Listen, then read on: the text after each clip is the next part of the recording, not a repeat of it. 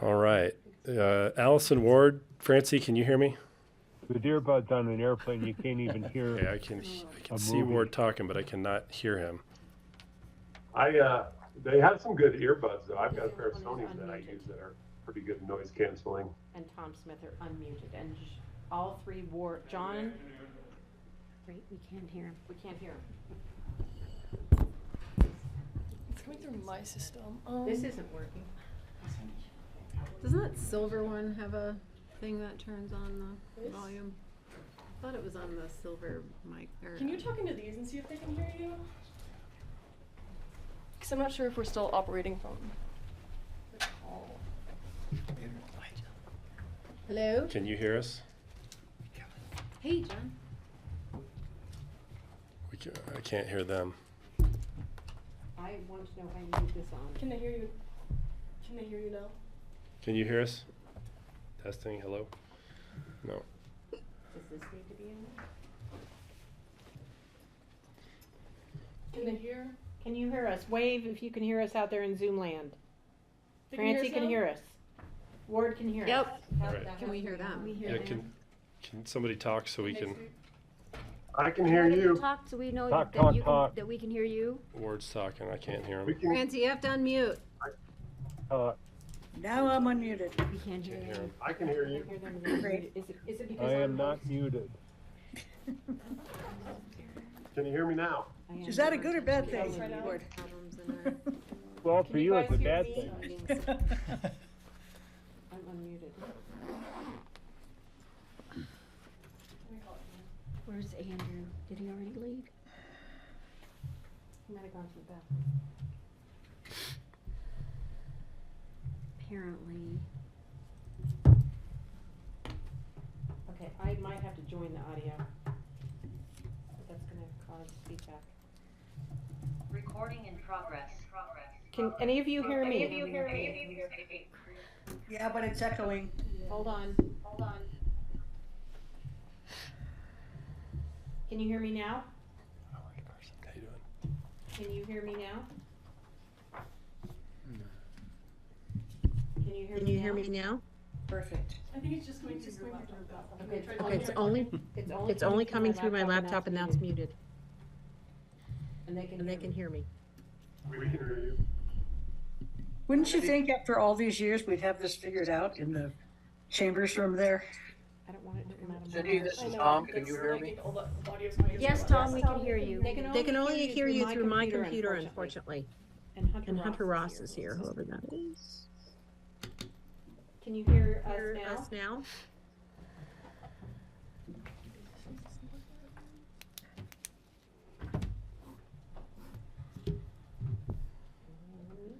No, I'm not muted.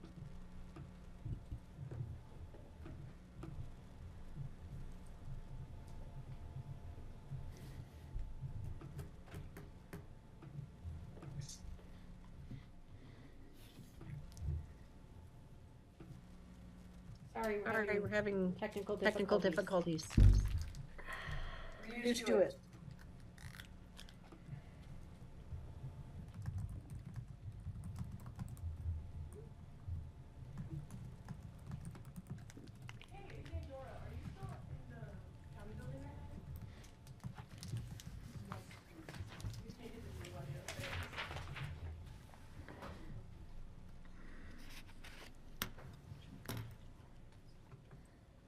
This is weird because it's almost not working. That's why we're having challenges. I'm trying to figure out what is supposed to be on the right.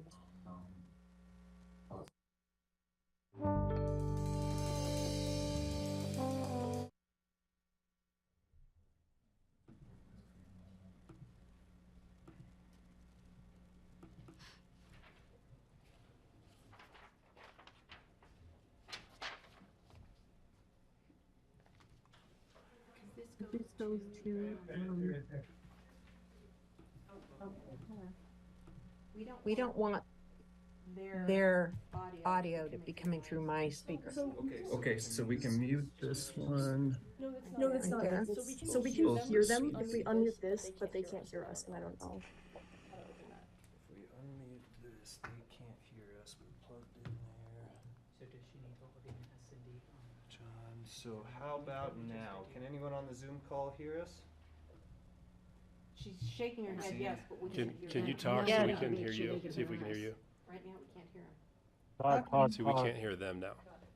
That's not the host. Is that supposed to be the host on Zoom? Shouldn't matter. We got volume up there. We got volume up here. We should be getting audio through that. We tested it before we went live too, I don't know why.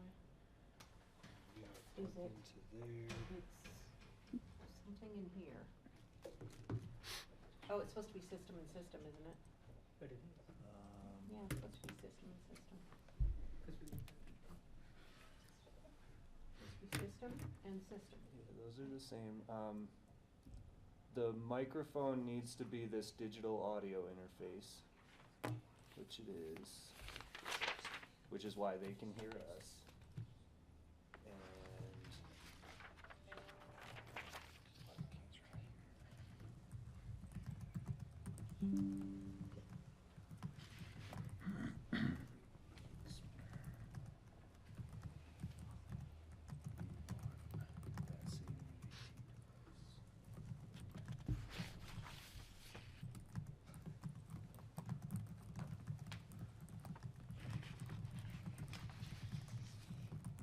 Same as system on both. Digital audio. We on can the put them both same as system. That microphone should work. That does not look like the correct speaker to me. That is the quickest Well, like, solution I'm to getting it. Zoom audio from my system, but it's just not making it work. Because our Zoom speaker is not the correct output. Got it. And we can't change that because This person's not anything to do with it. it shouldn't.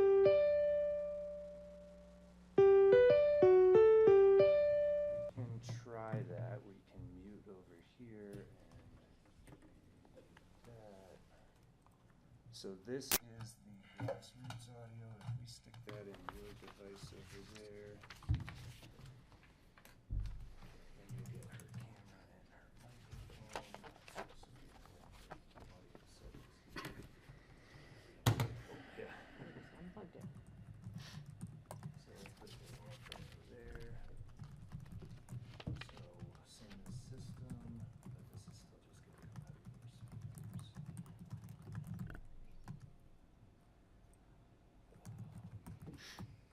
Unfortunately, I am not seeing, so this is not the host, so I Does this can, need to be the host and I'm supposed to be the co-host? That's That what we've shouldn't- always done. it shouldn't matter, but you're welcome to sign in and switch host over to here, or That's what you we've could always done. potentially So, just click Pitkin Chambers and say make host. Oh, yeah.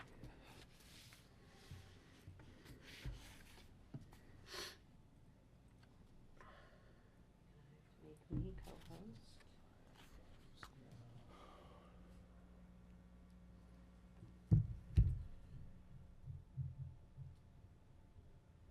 And then I'll take this back. See if that fixes it. I have to mute this baby, We're which still I not am. getting that option.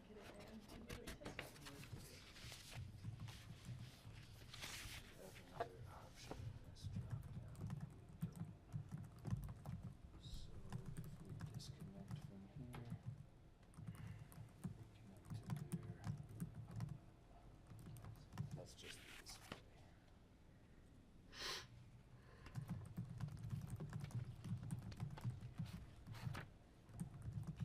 My pause recording. If you can't, I can't.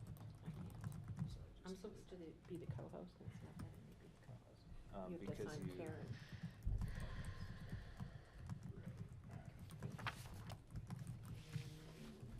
Josie Terrison, whoever that is.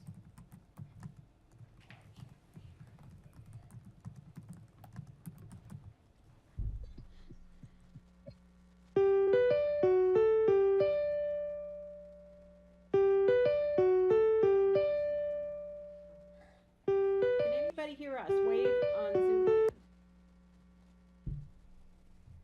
We're still muted on that, so. Can anybody us on Zoom land? Wave if you can hear us. Francie can? Yes, they can all hear us. Can hear us. Can you talk so we can see if we hear you? Speaking. Talking. Talking. Hola. So what we could do is. Start video is supposed to be on. Correct, but Well, that that's is just just the the video, that will not impact our audio. The issue we're having right now is it's trying to broadcast the audio we're receiving to the onboard USB audio, and we are not receiving that back there. Since they changed that from Elmo to John, is that doing it? The problem was the Elmo input is what actually went down to create all of these headaches. We can try it, see if it's back up. But that's through a splitter, that shouldn't happen. What we could do is the same as we did yesterday. Remove the phone, and then, everybody in the room knows here. So it's this thing? I think it's what we're not doing anyway.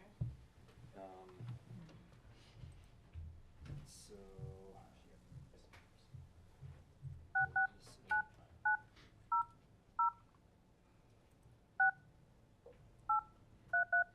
In which case we will need here. Welcome to Zoom. Enter your meeting ID followed by pound. How do we turn this down? I wouldn't worry about that right now. How do I? You have not entered any numbers. Please re-enter your meeting ID followed by pound.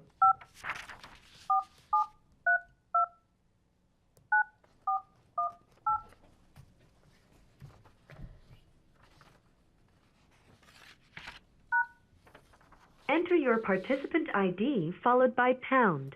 Otherwise, just press pound to continue. Please enter the meeting password followed by pound. That's the APCHA. No, it's a different, it's the number. Oh, it is?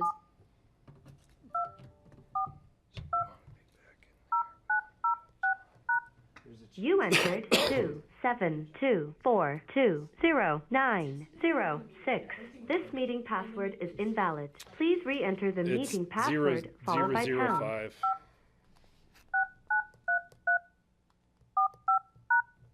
You are in the meeting now. There are 10 participants in the meeting. In those pucks that I give you, those are the mics. You have to speak. into You have those been so added to the waiting room. You cannot talk Like, you're or gonna have to use listen both mics, until the but host is... I see what you mean. Yeah, so I don't know how to put that between all of you. Oh, just, okay. Okay, how many all you done? gotta project today, Okay. sorry. Work on it. Alright, Francie, you wanna give us another audio check? Yeah, I'm here. Oh, great. Okay. Can they hear you? Can you hear us? Okay, sorry, we're having some technical difficulties here, but I think we've got it sorted out. With that, we will call the meeting to order, 4:13, first item on the agenda. Sorry? Your The mic's bike. off. Thank you. Yeah, okay, so we'll call the meeting to order here, 4:13. It is this is the regular meeting of the APCHA Board This for meeting is being Wednesday, recorded. September 6th, 2023.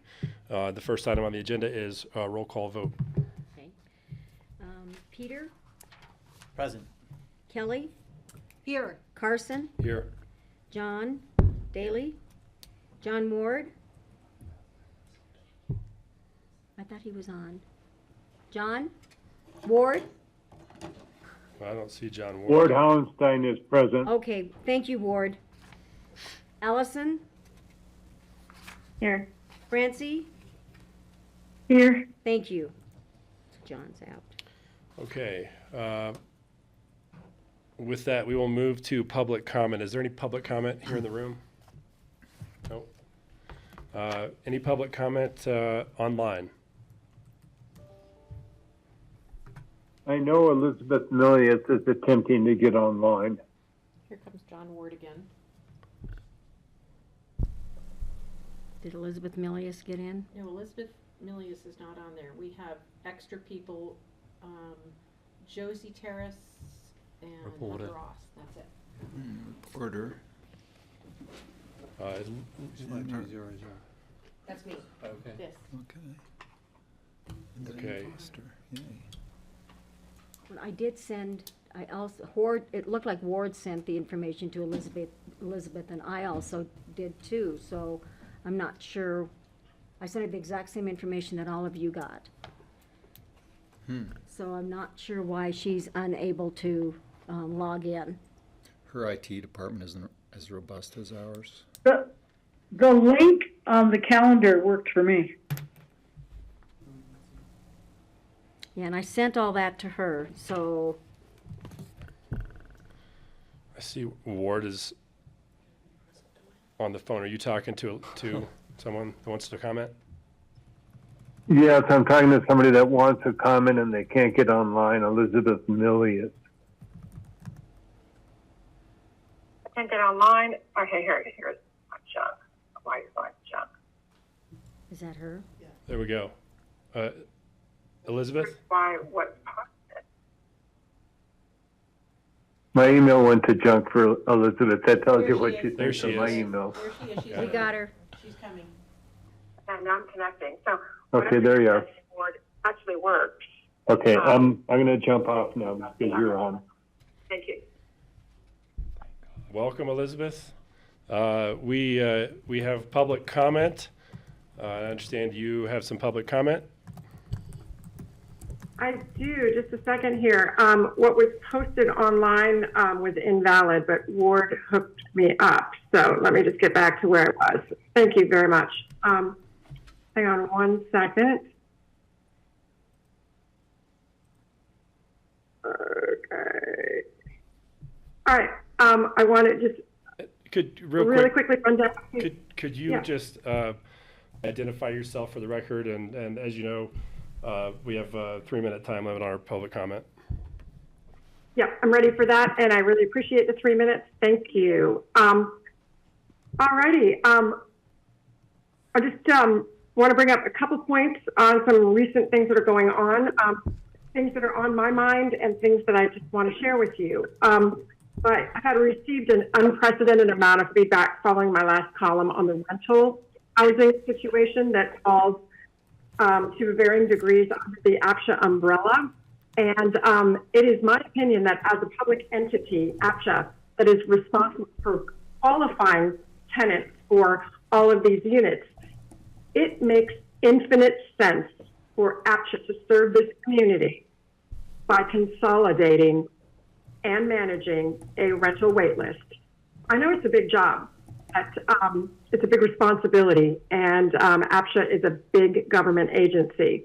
It just makes sense. You have to qualify the people anyway. Why wouldn't there be one central waiting list? It would dramatically simplify the process for those people who are seeking rental housing, and it would go a long way toward improving the perception of APCHA as a customer-oriented agency. And that is a direction that I think you all would like to go and the community would encourage you to go. There are obvious logistical challenges to work that out. I acknowledge that, but more effort toward accommodating people and doing so with fairness and transparency can only do one thing, and that is to improve the program. And best practices are what everyone should be striving toward. Second point is, dovetailing a little bit off this rental situation, is the rental versus owner disparity. Granted, two very different categories of clients, but where renters have to requalify annually, owners only have to submit that affidavit biennially. They never have to requalify. I know that. But this disparity, well, it kind of seems like it's accepted on its face. In reality, it's created two very distinct classes of housing residents within the APCHA program. And the perception that housing owners are set for life is actually right on the mark, in contrast to renters who, they've got a roof today, but they have to worry about their housing for next year, every year. And basically, the current policies have the unintended consequences of creating what I've called, and a lot of people have responded to, this concept of a poverty trap. people make crazy, we could call them irresponsible, we could call them all sorts of things, but desperate decisions to forego promotions and raises and advancements because those decisions would jeopardize their housing. So this is an example right here of the program's failure. And just because it's always been done this way does not mean it should continue to. We need to think about it differently because rental housing should be a solution, not something that holds people back. And it's very clearly broken. And I think the acknowledgement of that and looking at it through different eyes about how to improve it is what we need to do. This whole status quo mentality of rental housing has got to change. And thirdly, I would like to request an information dashboard. Nothing electronic, nothing fancy. It would be great if it could be, but that's only going to take time, money, whatever. An information dashboard on this very agenda that is publicly available on your site before this meeting tonight. At the very top, that has a running tally on things like the affidavits. How many have been received to date versus the number expected? And anything short of 100, the director can tell us why we're not at 100% affidavits received. And the board can see this number improving meeting by meeting by meeting.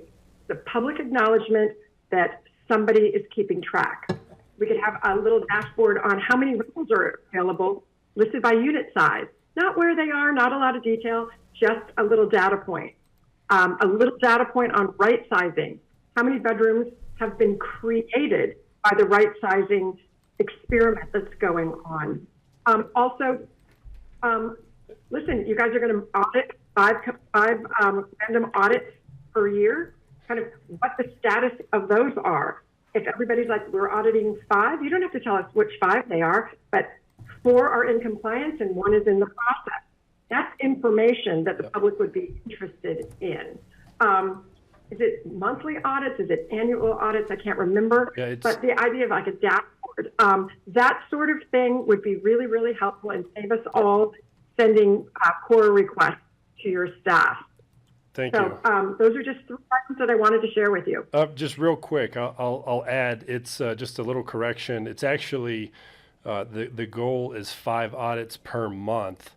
And my understanding is that we're actually exceeding 5 per month. And so, we look forward, I think, just as you do, to having that information. I think one of the things that we've certainly done is transparency is absolutely a focus. I think the information dashboard, interesting idea. We've added the compliance case statuses to the website. I do think we could probably make those more visible, just maybe a little bit easier to find. So I like that idea. And then just one quick clarification from you on the rental.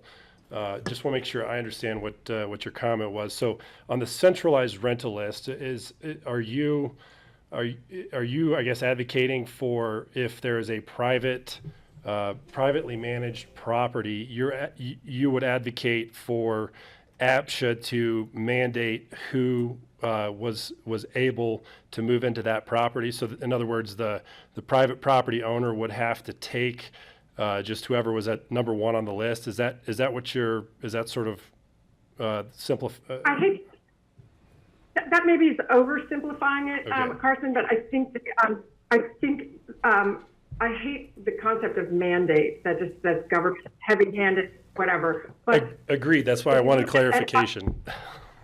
But from the standpoint of, I think there's a balance in there because if APCHA has to qualify everyone for these 7 privately managed entities plus the 250 units that APCHA manages itself, it's almost like the cart's in front of the horse. Just get everything back in alignment where if people got qualified first and were on a legitimate waiting list, I hate the word mandate, but the idea of a legitimate waiting list serves the community better than this bribery situation then, you know.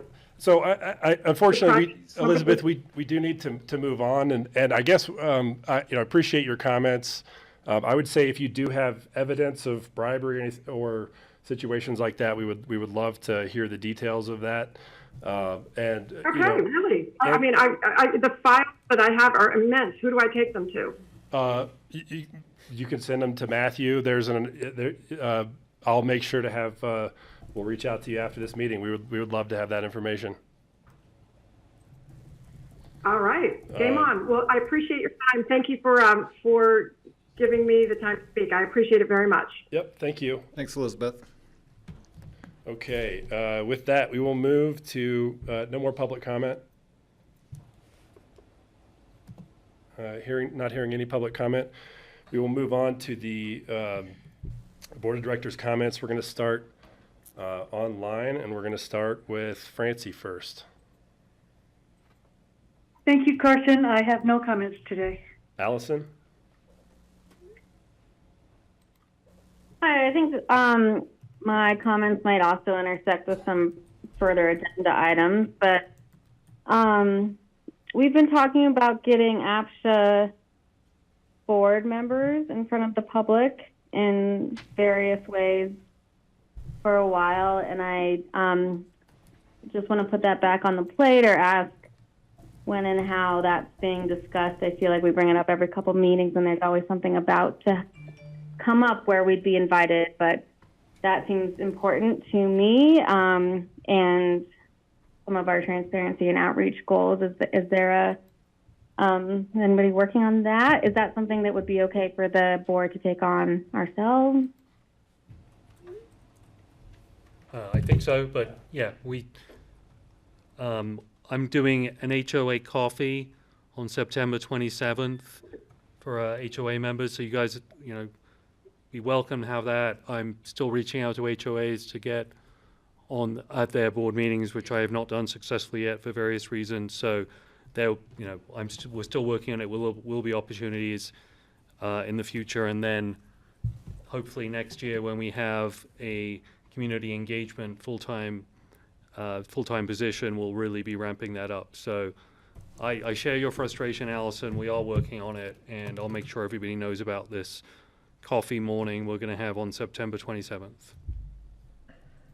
Fantastic. Is that a Friday? Okay. Yes, Wednesday. I would love that on my calendar. That'd be And I guess I would ask one that's not HOA specific to invite us to, as well. As Elizabeth just pointed out, we have all the renters in our systems who aren't represented through that. That is not the only group. thing. Sorry. I'm sorry, I didn't hear. I apologize for interrupting. Yeah, I understand that we're not going to be just focusing on the owners. We did a trust coffee morning earlier in the year, and we will be looking at what else we need to do to reach out to renters as well as owners. We've lost sound. That's like for us to set something up as a board. I just want to approach the work session idea as well as another chance for the board to be discussing some bullet point items without it taking up as much staff time. Maybe as soon as the 20th. I saw a question mark as to our agenda items that day. And I know this is kind of alluded to further in the packet, but I had written down, just as a reminder for myself, to get an update on the Essential Repairs Pilot Program. Is that something that's coming back in front of us? Is that, where are we in that process? We'll tell you in a minute. How's that? What? We'll let everybody go around. Oh, you're saving it. There's John. There's John.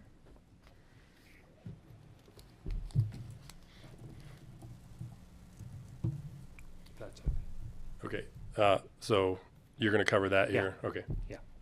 Allison, anything else? No, thank you. Okay, Ward? Yeah, thank you. Hey, I have several comments. First of all, I think that there are some challenges in the rental program, and I sent out some of my thoughts to all the board members, and would like an opportunity to have a work session where we could discuss some of those ideas and some of the issues that Elizabeth Milius brought forward are also in my list. I don't know what latitude and legal authority we have to mandate the other property managers, but to have the idea of having a central waiting list, a central place to look for availability, as close to a unified rental agreement as possible. But I think that there are a lot of questions that we as a board would like to discuss, and I support Allison's idea of having a work session if we can to mull those over and see what we can do about meeting some challenges. I've made some suggestions, and all of us, I think, get emails from people that are complaining about the system, and the fact that I'm trying to address it is in no way to be construed as questioning the staff's integrity or their ability to do and willingness to do the job. I think that we owe it to our staff to give them every available tool to succeed, and we have the right to expect a level of behavior not only from the clients but from our staff, and they get treated poorly, I think, oftentimes, and I don't think it's possible to expect that anxiety and anger that is expressed towards them doesn't rub off on them. And I want to find a way and some tools to help our staff deal with those pressures. Another item, and it comes up on our agenda later on, but just as, and John Ward brought this up, I think at the last meeting, that just as we expect our clients to abide by all the laws and all of the timelines, we too should expect that of APCHA.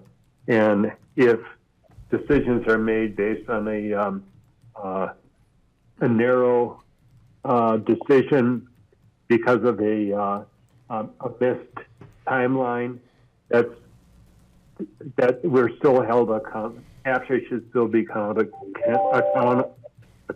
and that should in no way be construed as not supporting our staff. And I think perhaps the staff was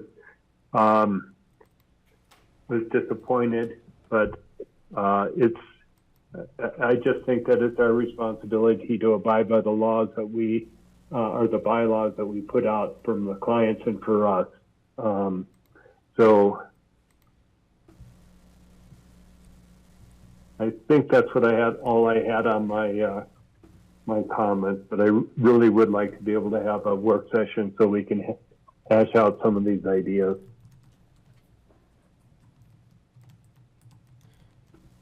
Thank you, Ward. John Ward. I know it's going to be a lot of work, but I'd love to see that centralized rental thing. I think that, one of the things we've tried to ferret out in our program is this, behind the curtain, the fairness the fairness issue, somebody's getting a special deal, special opportunity. I got bypassed. I think that would go a long way. And I know it's going to be hard with a bunch of, rental units that are, they're spread out all over town and under different property management groups or whatever else. But I guess my one comment was, and maybe I get in trouble for this, but I think we need to look at putting an RFP out for another compliance officer and looking for another direction on that as well. Maybe it's the second one, maybe it's the primary one that we're looking for, but I thought about that last meeting, didn't say anything, but I think that's something we need to consider. Other than that, I don't have any other comments. Thank you, John. Peter? Okay, I'll try and roll through these really quick. I'm in favor of Allison or Ward or whoever suggested work sessions for discussion, and also Allison's suggestion of getting board members in front of the public. I'd love to do that. I'd love to hear what people are feeling and thinking and what their experience is. And then I also agree with Carson, if we could move the compliance report to the front page of the website, it'd be much easier to find and more visible. I'm really interested in this topic of rentals and how people coming to town or newcomers or locals or business owners navigate getting people into housing, and what the funnel looks like, and kind of closing this gap between what perception of APCHA is and what the reality is. Coming onto the board, I thought, APCHA has 3,200 units. It couldn't be further from the truth. We have 3,200 deed restrictions, but what APCHA actually manages in terms of units is much different, and the 207 rental units is far from the 1,350 overall deed restricted rental units. So I don't know if that's going to require, I think it's going to require PR and educating people and helping them with their expectations. But how do we guide these locals and businesses to give them a better idea of what the probability is of getting rental housing when they move here or find a job? The limited research I've done, it seems like there are far more employer units than APCHA managed units. And there's obviously a lot of privately managed rental units through, call it the Big Seven property managers. Or is it best for people to look down valley? I just counted, there's 326 new rental units at the Tree Farm and in Carbondale that are rental units. I think their rates are higher than APCHA, but I'm curious if businesses are looking to put employees there, and can we be helping them with a bus pass? I know that's something that council's talking about and isn't in our purview, but I certainly support that. And then I'm interested in the 5 monthly audits, how that's going and how we'll share that information with the public. On Burlingame 3, I'd love to know how the categories were arrived at by the previous council and whether that's meeting expectations or not with the response we've received from the 184 households that have applied. And I'm really interested in how many of those applicants are within APCHA or applying from down valley. And then I know Andrew at one time was working on, or the last time he presented the quarterly report, talked about making some changes, and I'm interested in learning more about that. Thank you. Kelly? I'll come back to some of the topics, but I'd want to address just some housekeeping, I think. I am looking at our agenda, and I'm wondering if it is still relevant for people have to request to make public comment ahead of time. I don't think that is typical. We don't do that at our board meetings. I'm not sure City Council requires that at their board meetings. And I think it was very helpful when we were first transitioning to Zoom in order to account for who was trying to join our meetings in remote locations. So I'll just look to staff that maybe we can delete that requirement and just leave public comment with a 3-minute limit. And then I also wonder if we should move our agenda amendments like to the top after roll call. So we know, everyone will know if our agenda has changed before we start the meeting at all. I think that was a request for Rachel to have the agenda amendments. Mm-hmm. I think typically if there are agenda amendments, those happen up at the top, like you said, so that's an easy change to make.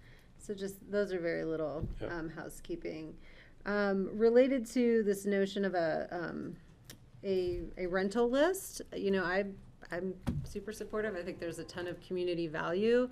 I would throw a different idea into the mix about this. We have a West Mountain Regional Housing Coalition that has now been established, of which, our two governing bodies are members of. And that might be a more appropriate place for that to live because it could be comprehensive. I'm a little concerned about creep of APCHA's mission. when we talk about something like this. You know, a broader regional housing list could be very relevant for people who are working in our, you know, anywhere in our valley, up here, down valley, living as far as Parachute and Newcastle, all of whom are members of this regional housing coalition. And so that is just something I would think about, because different, you know, housing opportunities may have different requirements associated with them, whether it's Town of Snowmass Village, whether it's APCHA, whether it's County of Eagle housing. So, you know, food for thought.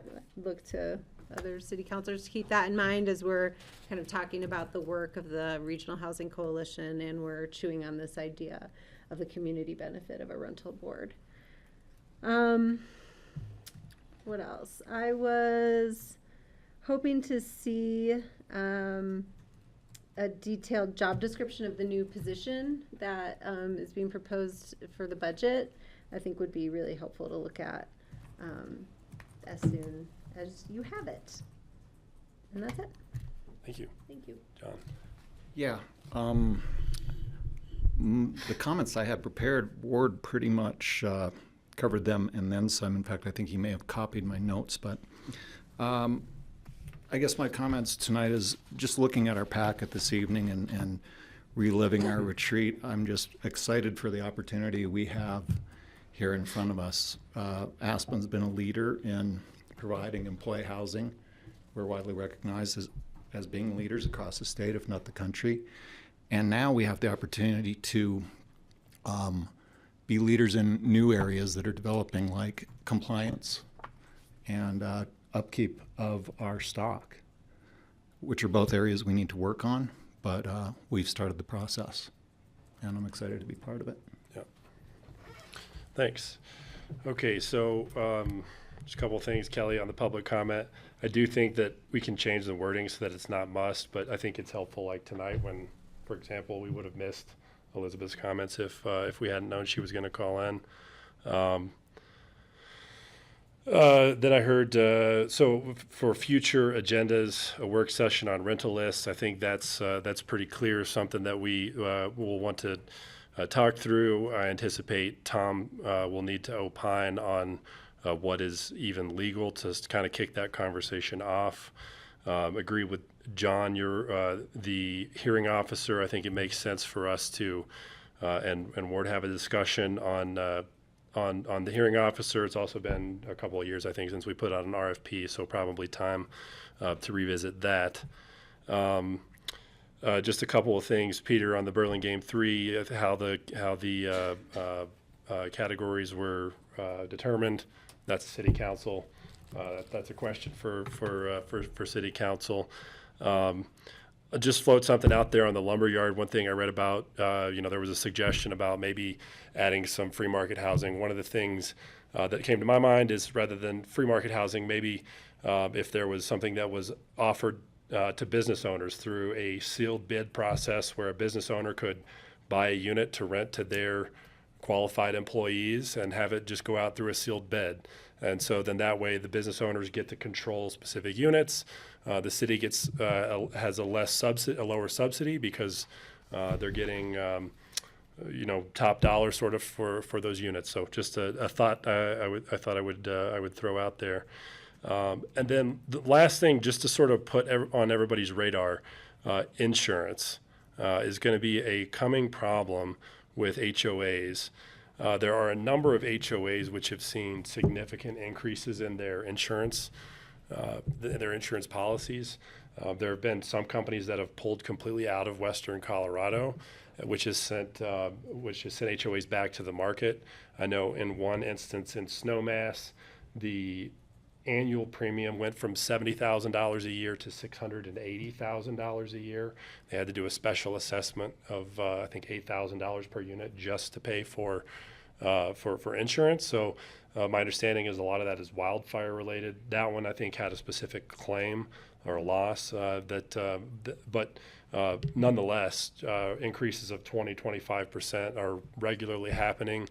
It's going to further damage the reserve position of a lot of HOAs. So I think kind of as we dive into the capital reserves discussion, the insurance is something we definitely need to keep an eye on because it's very real and it's coming. Component. Yeah, it's coming. So with that, that's all the comments I have. Move to Matthew for executive director's comments. This one. Good evening, everyone. Liz, do you want to come up? We'll have Liz Good go evening, Matthew. Good evening. How is everyone? So somber. Liz has been working very, very hard on the Essential Grants pilot program, particularly getting the money worked out from the two bodies and the application. Yeah. The red light's off. That means Do you have Red light's on. Okay, got it. All right, now it's on. All right, yeah. Thanks for asking about that, Allison. It's great to check in. It's been a little while. So, pilot grant program timeline got pushed back a little bit later than anticipated, mostly because of just allocating funding. We went back to BOCC after council kind of gave a nod of approving the program as well, just to make sure that they knew the feedback that council gave and that they matched the funding, doubling that amount as well. But now council should expect actually a resolution this month that will officially approve funding, so that way we don't go to fall supplemental. So expect that, and after that, the goal is to get the program out this fall, actually. And we don't have an exact date yet because we want to make sure it's fully approved first, and we don't have to go through that process at BOCC just because it's a line underneath already appropriated funds for housing. So I would say right now what we're working on, we already have like an application ready to go, and we're just going to work on really marketing this program and getting it to owners who qualify as much as we can, and best ways to support them to get an application ready for this program. So right now we would expect a timeline later in this fall, though, to get the pilot grant program off the ground. Great. Yeah. Thank you, Liz. Any questions? Liz, do you think you could include the application just as part of like an info memo in the next packet for us to see? I remember we took some stabs at it, but I don't remember a final, and I'd just love to see it. And then it is first come, first serve, correct? So I love it that you're focusing on letting people know about it, ideally well before the time, just so there can be that, I suppose, that rush or that battle for exactly. I mean, I guess we're prioritizing some ways, but even among the priority, I'm guessing there'll be a rush. The board did settle on having a prioritization process set out that will apply if the amount of applications we receive exceed the amount of funding available. And I mean, yeah, I could definitely pull together like an informational memo of where the project officially is at, or maybe when it gets through that approval, and the final approval, I can send something to the board too, and so that way you all know about dates, and also that way we can announce publicly here that the program's good to go, which would be good too. Fantastic. Yeah. Great, thanks, Liz. Yeah. Thank you. Okay, and then I do have some more information on Burlingame 3. So we've had for the 74 units. 71. Okay. We've had 283 individual households have bid. So it's 283 individual households and 1,427 individual bids. So that's 5 bids per household. And 70% of the bids are inside the urban growth boundary, so they get the additional priority. So I think that does prove there's still a lot of demand for our housing. Yep. Okay. And also on Burlingame 3, so the Burlingame 3 right sizing, not the APCHA swap routes right sizing. Yep. Remember, there are 2 different ones. Well, it looks like we do have a person moving into that, which will free up. So there's 5 slots in the Burlingame 3, and also 5 slots through the APCHA program. So we've got 1 so far. Looks like it's going to work out at Burlingame. For Burlingame 3? Yes. And so that is moving from a 3 to a 1? Mm-hmm. Right. Okay, great. And it's not technically a swap, right? It's not just a swap. They get priority. This is okay, right. Great. This is not a swap. Excellent. Yeah. And then on the biannual affidavit, we are expecting a total of 1,655. So far, we have 1,275, so that's about 77%. 2 years ago, we got to 100%, and we will get to 100% this year. I think last 2 years ago, the final couple people got some mean letters from Tom, and we will do that again if necessary. So we're at 77% right now. Okay. I mentioned we're going to do an HOA coffee on September 27th. I was going to do it in the next couple of weeks until we saw that scary email about the traffic, so we pushed it back a little bit. So we're going to do that September 27th. So stand by for the invitation from that. I'll invite all you guys as well as to the to our new contact list with the HOA. And I guess you'll want an RSVP just in case you have to notice that 3 or more of us will be there. I guess if all of you turn up, that would be a meeting. So if we get a quorum, I think that's a very good point, Allison. For you guys, if you're planning to go, let me know. And then we have to decide whether or not we have to notice it or not. Or you can leave when somebody else arrives. There you go. Can I ask on the I affidavits? think you just notice it. Just notice it. We'll notice it. On the affidavits, when does that close and when does the report? I think we say 2023. There isn't like a date. Okay. We've asked people, did we give people a specific date? I think we did. Let me look it up. Yeah, so we did give people a specific date, and so now it's round 2 for the people who missed that date. And additionally, so the fine schedule, if in addition to a nasty gram from Tom, there's escalating fines for not returning the affidavit. And then the results of it get shared with the board and the public. And towards the end of the year? Yeah, we can do that. And then following up on that, it's been on the agenda. But I'm hearing that you guys are very eager to hear about the audit program. Jackie's really sinking her teeth into it, and so far we haven't encountered any big problems. Having said that, there are a few people who haven't got all their paperwork back, so hopefully they're not hiding problems. But we will get a full report to you. I'd probably say wait a little bit because it's only been a couple of months, and I want to make sure you have real data to work with. I look forward to those results. Yeah. And is that a press release opportunity to? It has been press released, and we will do it again. There was a there was a big article. I was quoted many times. Follow up would be great. Yeah, it was saying it was going to happen. Now it's happened. Yeah. We all read the paper every day now. Good. I clipped that one up from my scrapbook. Not everybody does, unfortunately. Okay. April 30th. Let's see what else we got. Thanks. Okay, coffee. Okay, and then with our perennially hard to fill LIHTC units, they're not all filled, but we have offered people to all the units currently. So T2 is filled, and we have offers in for everybody else. So we've been working very hard on that, and I think we're nearly there. So that's taken a tremendous amount of work, and we'll see how long it works, but that's where we are right now. And then, has there been anything in particular that's helped with? I don't know, that's a great question. I wish I knew the secret. But the increase in incomes from HUD. I think that was the main thing. In May of 2023.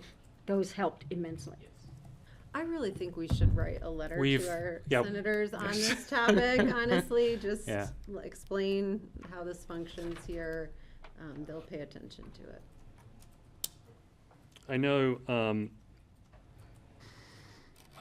in Sarah Ott's discussions with everybody she talks to in federal leadership, she brings that up repeatedly. But a letter probably isn't a bad idea as well, just to lay it out there.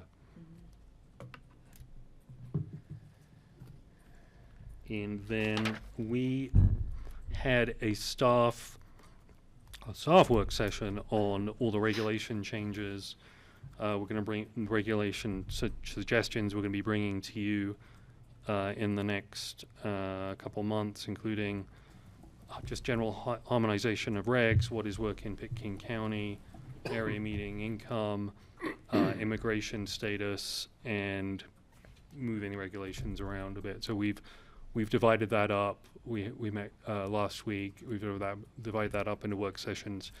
We're not going to have anything meaty for you to bite on 2 weeks from now. So I just wanted to have a discussion on what you want to do 2 weeks from now, or if, given Carmageddon that's coming down the pipe in 2 weeks, if you wanted to either do it, skip the meeting, or do it remotely, or if you want to have some other session. We're not going to have a meaty packet for you next week on 2 weeks on regulation. So I just need some guidance from you, and maybe you want to wait and see how bad the traffic situation is if you want to skip a meeting or what. But I'm just putting that out there. We don't have to decide now. And then two other things I have. We have 2 open positions at APCHA. We have a maintenance tech and an administration. So we've got 2 open positions. And then I just wanted to sort of ideologically just mention to everybody that if you have any allegations or concerns about staff behavior or rudeness at APCHA staff, please bring them to me. I have lots of experience in dealing with the situation, both in this job and my previous job. I will address it with staff, and that that includes yelling, cussing, anything like that. I'm fully committed to doing that. People doing that to us? Yeah, well, that's the next that's the next part, Cindy. I'm fully committed to addressing that.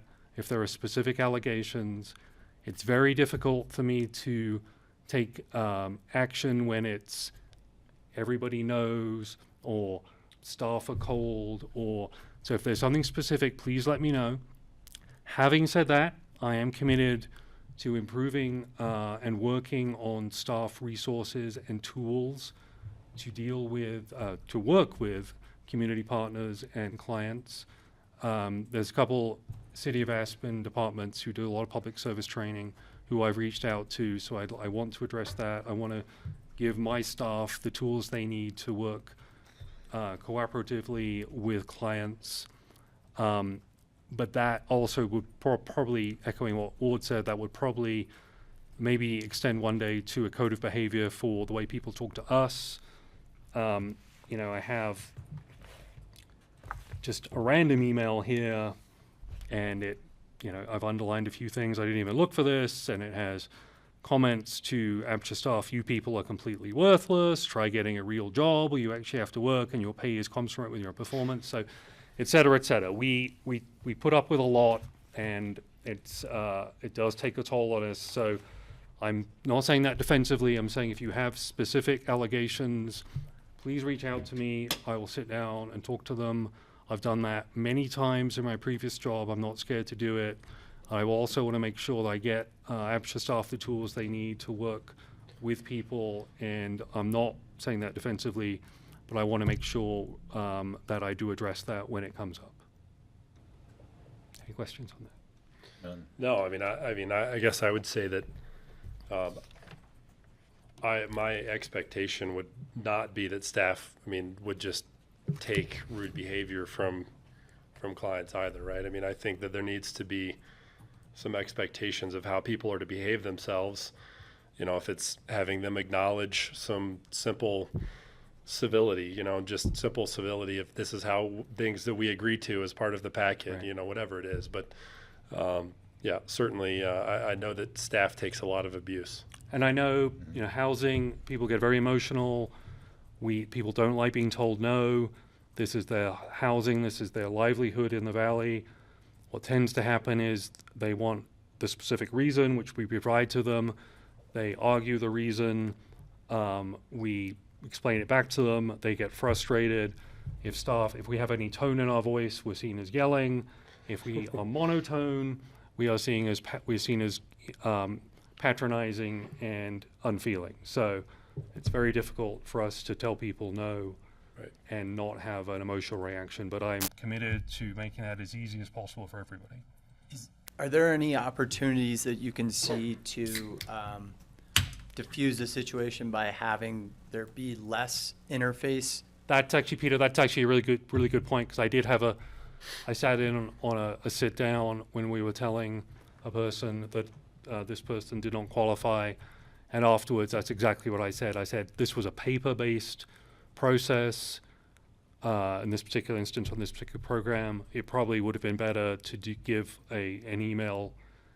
You know, it sounds nicer that you're giving it in person, but in fact, I think in this instance, because it was all just done on the documents, we probably should have just given them a paper-based response, which would not have escalated the way it did. So yeah, we can't always do that, but sometimes that is very appropriate. I mean, I'll just continue to say, I see APCHA as very much a human services agency with a regulatory charge, you know, and I continue to be very willing to advocate for what you need for staff to feel well-trained in straddling that line. So please don't hesitate. Great, thank you, Kelly. And on my list of 14 things, I think I got them all. Great. Thank you, everyone. Great. Available rental and sale units, we've got a number, I think, at Burlingame. Right, and we also right now have a 1-bedroom at Annie Mitchell, which there's an open house on that tonight, and at Burlingame Phase 1. We have a 6-bedroom, single-family home, Category 5, that's on the market right now. Great. I look forward to all my new neighbors. All right, we will move to the consent calendar. One item, minutes of August 16th, 2023, regular meeting. Any discussion or modifications to those minutes? Allison? I appreciate how detailed these minutes are becoming. I think we had some vague ones for a while there, and I personally, even though I was at the meetings, appreciate some of the more nuanced coverage to remind me of things or think them through. I just saw a couple like run-on sentences cut off halfway. I would love for them just to have a edit on just kind of the grammar. Like page 6 of our packet, there's a partial sentence. Allison, will you just send them to me? Yeah. Would you just send them to me? Okay. Yeah. Yeah, and it's nothing specific. It doesn't change the accurate coverage, which I do appreciate. It's just a couple of editorial edits. And then I'll bring it back at the next meeting for approval. Okay. All right, well then we will move to the, if we're going to bring that back, we'll table that and move to the next item, which is the discussion on responding to APCHA stories in the media. So this is something that that I added. There have been a few guest opinions or commentaries in both of the papers here recently, and there have been requests from board members to respond, some requests not to respond. And so I just figured it was worth us having kind of a quick discussion here on what our policy will be going forward. You know, really kind of the two questions is, you know, should the board respond to incomplete, inaccurate, false statements in the board? If so, you know, when and how do we want to do that? So, Matthew, did you have something? Yeah, I just wanted. We have Caroline Zachariason and William Porter from the City of Aspen. Oh, great. Communications Do you want to Department come in on the up? audience. So we've got I asked them to join because we've been Great. chatting a lot more closely Yeah. in recent months. We've got a couple communications representatives. We can all use those. So, you know, I mean, I think I'll just, you know, I, as I've said, I think to several people, I don't think responding to everything is productive or should be our policy. I also don't think that responding to nothing, just total silence, should be the policy either. So with that, I don't know, do you want to, how do we want to do this? Did you have anything prepared? Or are you just here to answer questions? We're here to introduce ourselves, first Okay. of all. Great. I'm your communications coordinator in the business partner model that the city took on at the beginning of the year. This is William Porter, our director. And so we can talk this out, but we want to just at least introduce ourselves and talk to you about, where we can go. And if you want a communications plan, we can get one together for you guys. My general advice would be, no, we don't respond to everything. Right. Looks, you just become defensive. That's a constant job. Right.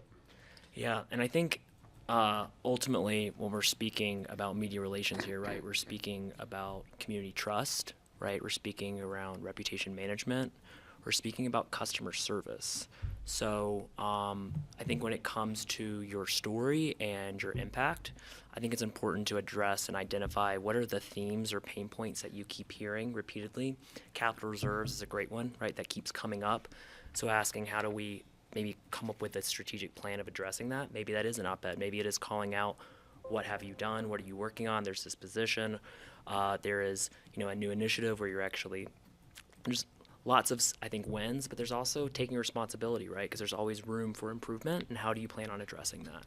But as Carolyn mentioned, I think when it comes to strategic comms, it's more than just one tool in the toolbox. Media relations is one of them, right? A comms plan is not using a silver bullet, it's looking at it comprehensively. And so we kind of wanted to come here and get direction from you. We are a resource. If you wanted something along those lines, we were happy to kind of get feedback from you how we can move forward with that. Great. I mean, I'll just open it up. I mean, Allison, did you have some comments?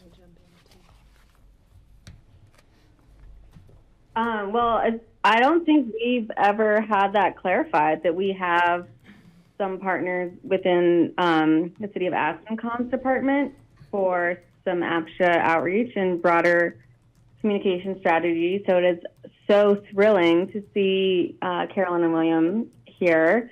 I guess one way to kind of appreciate that and scoot it to later would be that I do suggest that goes in our community engagement block of our 23-24 plan that we're discussing later today, is to add that strategic comms, to come up with a strategic plan. And I don't know if that's board directed or staff directed, but I guess welcome. Thank you for coming to introduce yourselves. It's a pleasure to be working with you. Kelly? Yeah, as a person who reached out to Carson and Matthew on this topic, I see some real value in proactive communication about APCHA and telling APCHA's story and acknowledging that APCHA is a complicated entity, which makes telling stories, I think, a bit trickier. I really saw kind of the recent burst of commentary about APCHA as an opportunity to do some myth busting and also share what our strategic plan and work plan are. So that was sort of like, here's a timely moment, and we don't have like anything prepared. We don't have anything agreed to. We don't have any, advice. We don't have any. So I would welcome, a proactive communications plan for sure. I think we already have great resources that maybe just deserve to be, amplified. Allison and I were talking about how lovely those pictures are of people who've like just won their homes, like put those in the paper, stuff like that. So I would personally like us to really dedicate time to this.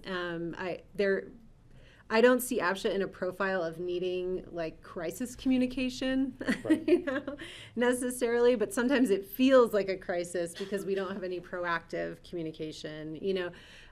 Personally, it was recent feedback was related to the county's poll on a housing tax, and that even our polling advisor said we heard so much about APCHA in our responses, which was not part of the questions. It was volunteered information that they were like, you guys should understand this better. You guys should dig into this more, and I think we should. So I would welcome help in this area, and I would welcome being able to embrace the opportunities when they come up. Great. And I'm happy to be a participant in any way. So. Ward? Yeah, thank you. I think it's just important. We oftentimes lose a narrative. I think the example I always like to go back to is Swift Boat John Kerry, where something keeps getting said and said and said and said, and you lose the ability to control it. I don't think that we need to, as Zacharias and Carolyn said, that we don't need to reply to everything. But I think that's important for the board to consider having one voice that is expressed by one person on the board, and I would think that would be Carson to do any replies, and that would be our board-appointed spokesperson for issues if we decide we want to address them. And I appreciate Carolyn and Will's being present here to discuss this. But yeah, if we don't reply to something that is clearly a slanted narrative, that narrative becomes fact in a lot of people's minds. So I think we need to control them, at least get a balancing narrative out. Thank you. I'm focused on this. My focus on this is about people feeling heard, and I think writing in the paper is a courageous thing to do, because seeing the comments in response to that were pretty harsh. And so I don't think people, when they reach that boiling point and they just go to the paper, I think that's a sign that there's a real pain point. And I know there's two sides of the story, but I'm just curious how we can work towards avoiding the boiling point proactively. And again, I liked Allison's idea of doing an open house or outreach, so those things can be talked through before they go to papers. Yeah, I mean, I guess I would say, like, just in response to some of the things that came out of compliance cases, I even just brought it up at our BOCC, where I was like, there's been these narratives. I'm not going to address any particular points in these narratives, but I just want our board to understand that, we can't, people are free to talk to the papers and whoever they want about their active APCHA case. Like, we are not free to talk to whoever we want or to respond to these things about our APCHA, about the APCHA case, because we have a judicial role, and we have to honor that appeals process and the potential that things could always go to court, and so just to acknowledge that, you wouldn't know if those were compliance cases necessarily from what you read. You just would think that they were bad interactions with APCHA. And so I wanted to sort of identify that and just name it, we're, that's going to be out there. We can't respond to it. That's not our role. And it would be great if people just keep in mind that, why these sit silently. And I know my board was like, oh, thank you for making us think about that. Thank you for bringing to our attention. Right, it would be totally inappropriate for APCHA to respond to this.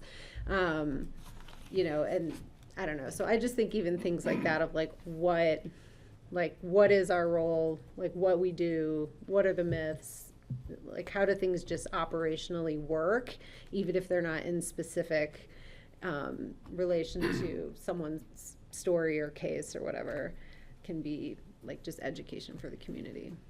Yeah, I'm hearing that you're how is APCHA using your channels or assets to website, social media, community engagement to elevate customer service, right? And then we're literally asking, are there themes of misinformation or myths that is causing confusion in the community that you could potentially use the chair's microphone around to really just clear things up, because clarity is kindness, right? So I think sometimes there's a difference, right, between a opinion editorial and a journalistic article, and I think sometimes those do get conflated. So it's important to balance out a narrative if there is misinformation out there.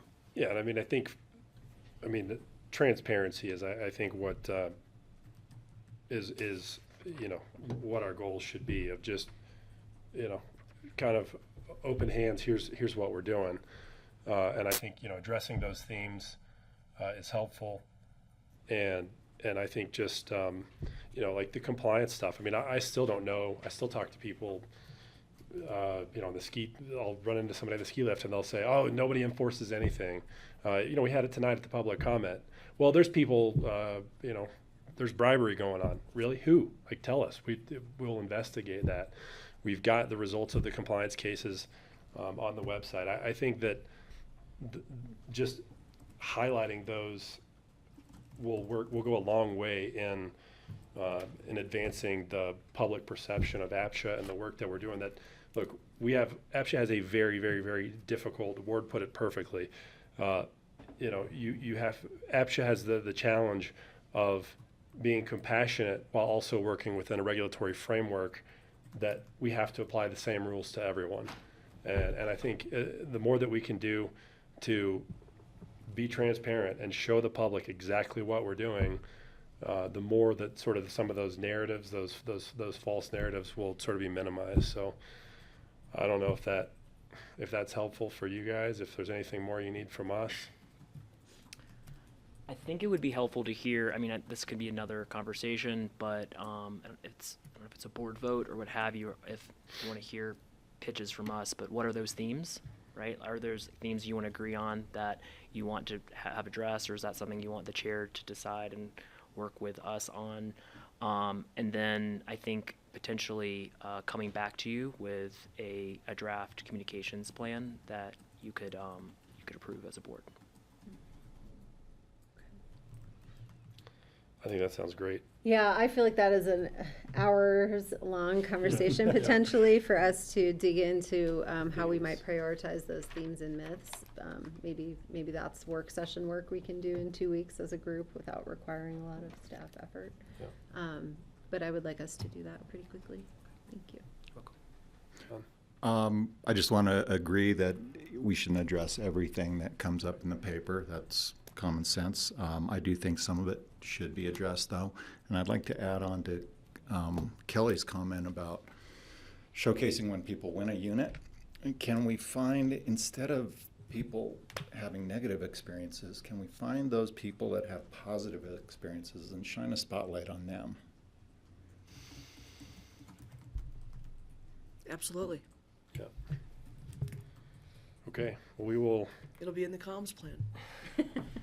I guess a point of clarity for me, again, new to the Valley as well, but has APCHA undertook any kind of policy work or stakeholder kind of work where you kind of go, here's an affordable housing crisis and how we define it, and these are the needs, and we're going out to the community and actually getting that data and then putting that out and going, here's the why, right? Here's the work we're doing, and here's the feedback we've received.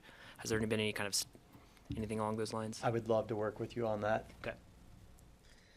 Yeah, I don't believe so. I think we'd have to be clear about not conflating APCHA's role again, because part of what some of the myths is APCHA's not a developer, so that's just some stuff we'd have to work through. Just I think curious, because I think this ultimately this is it's a unique situation even for the country, right? Of your framework, and I think there's some data to me is always really, really helpful for the community, and it's in the vein of transparency. And I think there is a lot. I know, the West Mountain Regional Housing Coalition has actually collected a lot of data. Okay. Whether you'd have to work through about what's relevant for APCHA, as opposed to the bigger topic. I think. Or ACRA as another resource.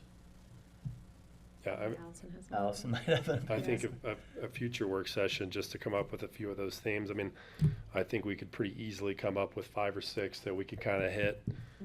You know, make a list of just kind of from a communication standpoint, things we want to start to try and tackle, and then from there come up with a communications plan of how we want to address those things. And like I said, I've said it many times. I've been on this board for, I think it's 5 years now. And just sort of having behind the scenes and seeing everything that's going on, I wish that I would like the communications plan to basically show that to the public, because what I see is you know, it's an organization that, like I said, is compassionate, but also is compassionate within the regulatory framework. So I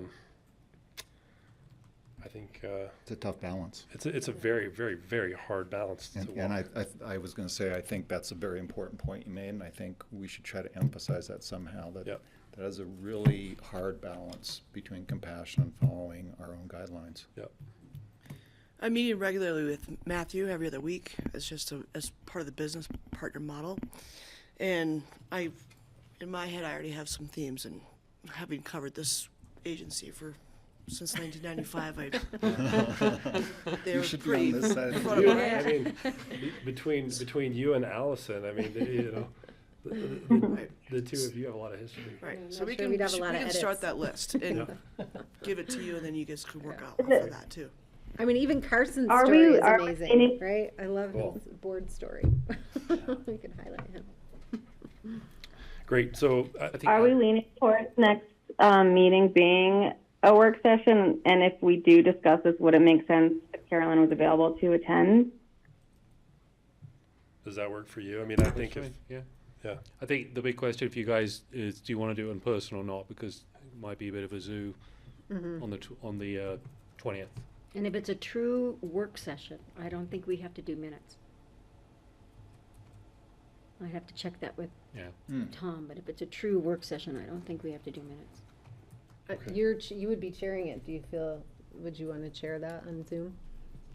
I mean, I will probably be in town that day, and I think if I'm, you know, staying, I mean, I'll probably be here. I prefer face-to-face. I just think it's more productive.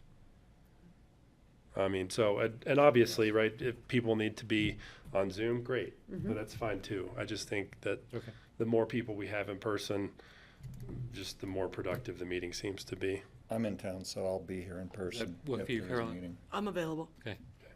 Great. Great. Awesome. I'll be back. All right. We will then, Handled 2 things on that item. I'm so thrilled for you that you guys are here. Thank you. thank you. Thank you, Matthew, for. Okay, so with Thank that, you. we will move Cool. to our next item on the agenda. We have an executive session.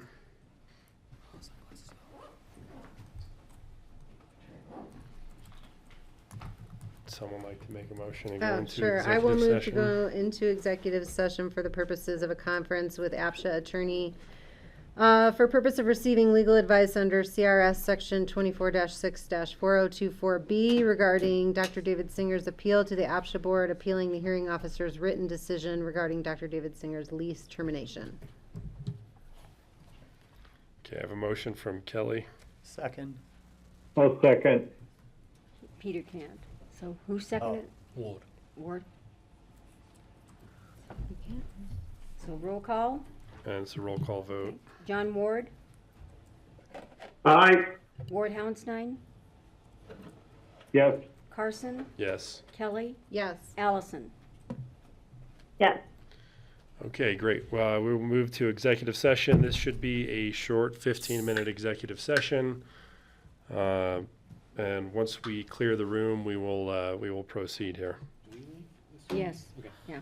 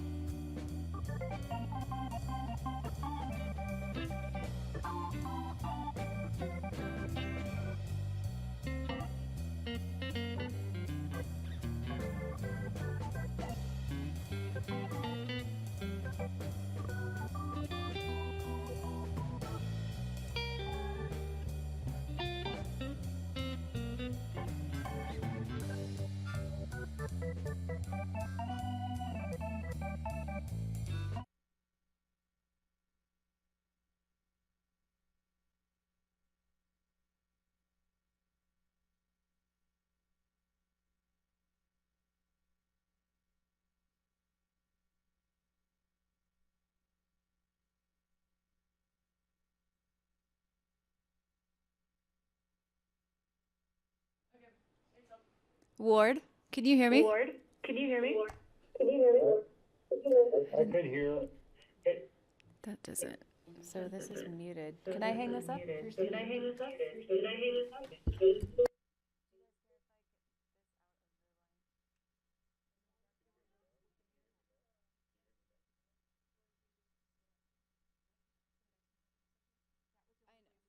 We can dial back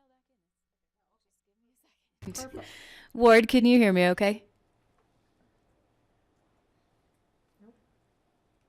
I think they can hear us, but we can't hear them. Not right now. He wasn't moving his mouth. They can talk to each other on Zoom right now, and that's it. That would be a problem. We can't hear them. Excuse me. Well, you four can vote. I'm now the voting member.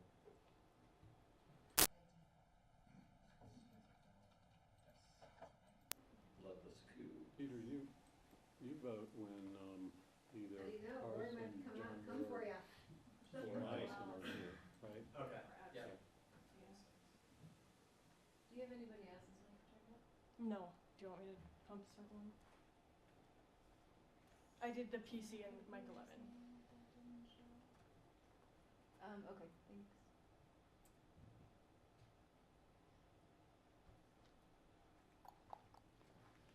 Testing 1, 2, 3. Doesn't show in the top. All right. Well, did you want me to start the recording? Now I can't even, I'm not on the Zoom again.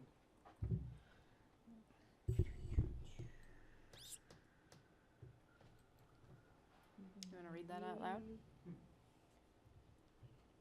If you're a host, Not are you a anymore. co-host or a host?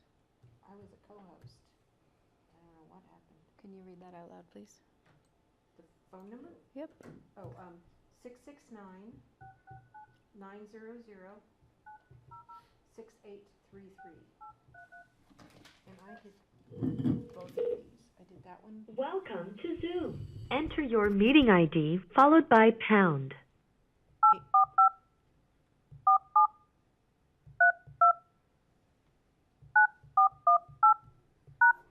And then I did this.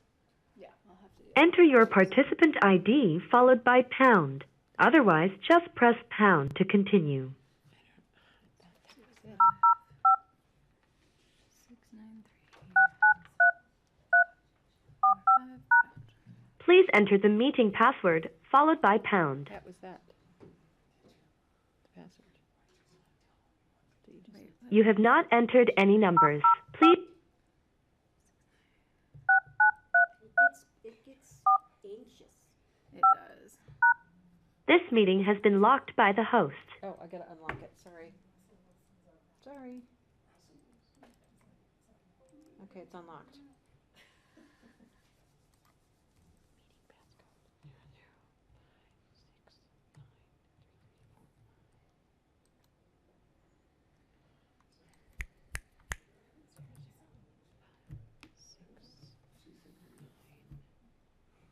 Ward, can you hear us in the chambers? It's not letting me in.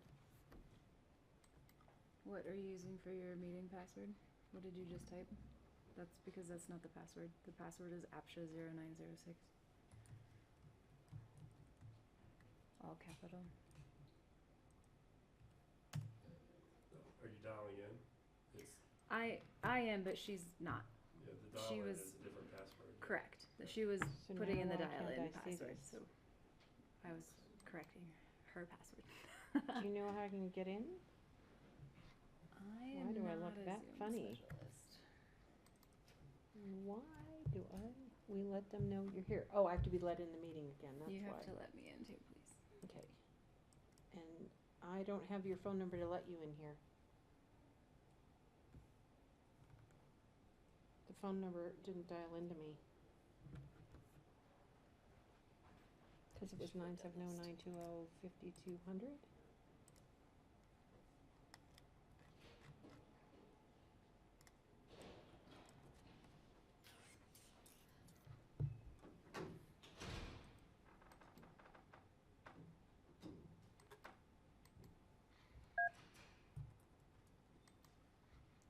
Oh, I'm on Allison. I don't want to be on Allison.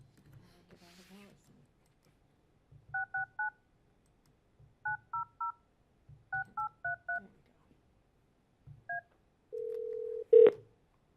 Welcome to Zoom. Enter your meeting ID followed by pound.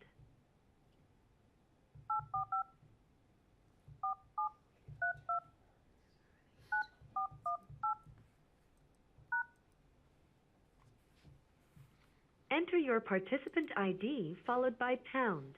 Otherwise, just press pound to continue. Please enter the meeting password followed by pound.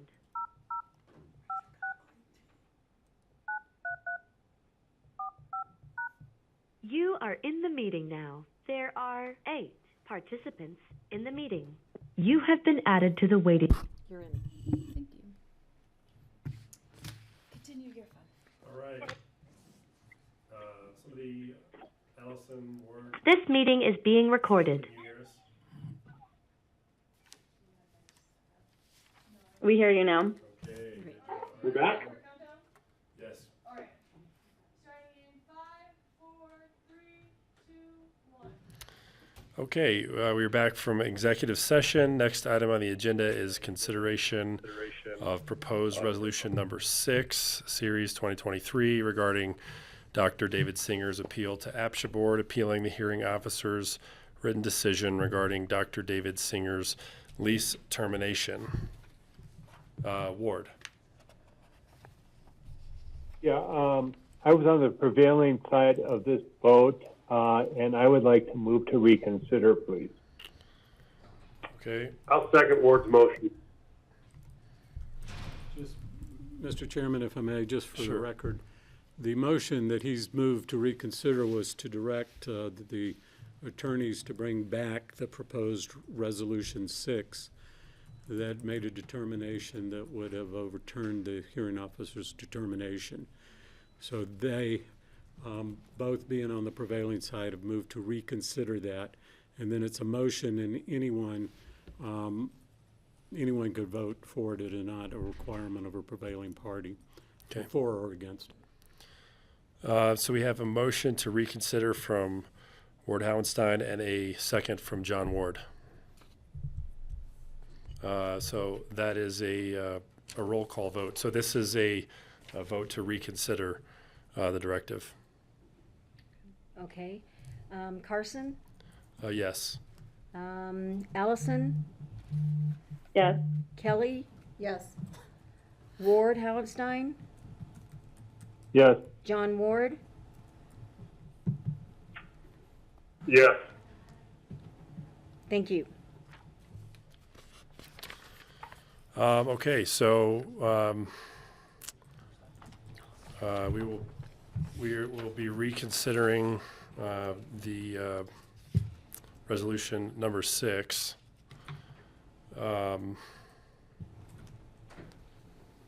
Again, Mr. Chairman, if I may. Yeah, please. The reconsideration puts back on the table the proposed motion to direct us to draft a resolution determining that the hearing officer had exceeded jurisdiction in this case. I would request or suggest, not request, I'd suggest if you wish to not have that direction in that form that you just moved to either withdraw or, I guess it would be withdraw the direction just to the attorneys to bring back the resolution that is before you today. And then you can make a motion directing us to do whatever you feel is appropriate. Okay. So the reconsideration puts the prior Sure. motion back on the table. Right. So we have so the board. I guess. I think the motion would be to withdraw the Yeah. previous motion to direct us to bring back a resolution overturning the decision. And if somebody says so moved. Ward's got his hand up. Yeah, I would I'd like to move that we withdraw the direction previously given to legal counsel that arrived at resolution number 6. Okay, I've got a motion I can second that. to withdraw and a second from Allison. That's a roll call vote. Okay. Kelly? Yes. Carson? Yes. Ward Howenstein? Yes. John Ward? Yes. Allison? Yeah. So Okay, so the, then we move to direct staff to bring back a resolution affirming the hearing officer's decision in this matter. yes. Is there any discussion on that? Or a second? I guess Ward has his hand up. Ward? Yeah, all of the conditions that were presented that we agreed on, I think, are true. And I think that I'm basing my decision on an interpretation of our APCHA bylaws saying that the hearing officer shall reach a decision within 30 days. And I believe that shall should be correctly interpreted as a directive, not an imperative. And based on that single change in all the conditions that were presented, I would like to entertain the for a discussion about upholding the hearing officer's decision. Thank you, Ward. So we have a motion from Kelly to direct staff or to direct council to prepare a resolution supporting or upholding the hearing officer's written decision regarding Dr. David Singer's lease termination. Is there a second?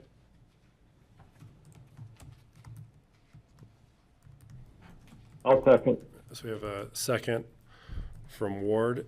Any further discussion on the decision to direct council to uphold the hearing officer's decision?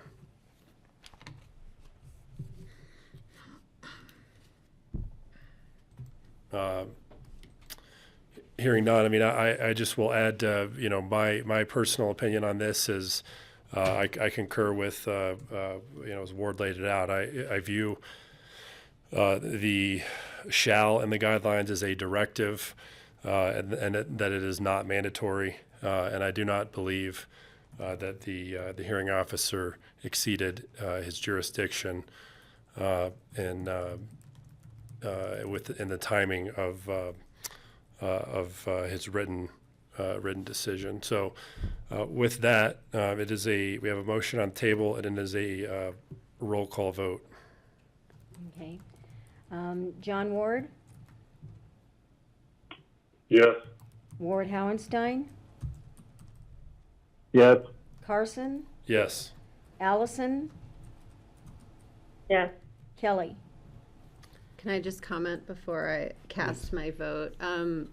Yeah, I would say these are tricky situations. We do in government deal with deadlines and timing all the time, and are frequently presented with sometimes missing those, even though that is undesirable. It does happen. The courts have upheld the ability to continue to support what I think is here a proper action. And, we should revisit the policy and the regulation language as a board to strengthen that, to more closely adhere to the standards we hold for ourselves. Though I do think frequently, I know I've been in this position in BOCC decisions. We're often not going to go all the way back to the beginning, which would cause great harm to everyone involved in this. And so I feel comfortable with the interpretation as as we're discussing now, and I'm sure we will discuss when the resolution comes back, to affirm the hearing officer's decision, and I will vote aye. Thank you. The motion passes. So, okay, so the next item on our agenda here, we're at 6:20. We've got the review of the work plan and work on the 2024 work plan. We also have an executive session.